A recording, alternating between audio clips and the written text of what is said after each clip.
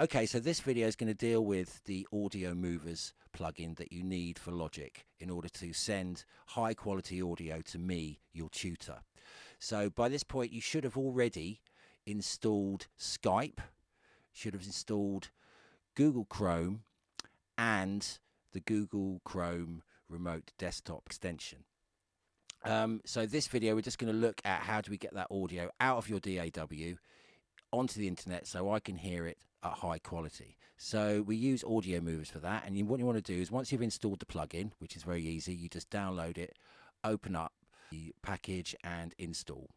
So you now can get it from, you'd get it from down in audio units here. Because I've just used it, it's up here in recent, and I'll go to stereo.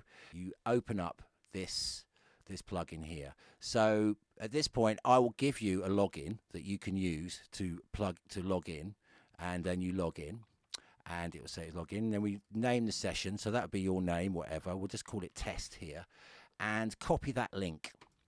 Right, so that's now copied to clipboard, and you want to be able to give that to me. So we'll already be in video communication via Skype by this point. So you can just drop that link into the message and I can get it and put it into my browser, which will allow me to read it. So let's do that. You go to your browser, you've sent me the link, I paste it into the browser window, and here I am. I'm waiting for a stream. Now what we need to do is make sure you start the stream.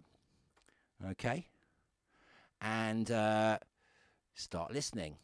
Okay, so what I'll do is I'm going to mute the output of my DAW so you can't hear it, and what you'll be listening to here is the stream. I know it's coming through. Pockets of light springing up in different parts of the world.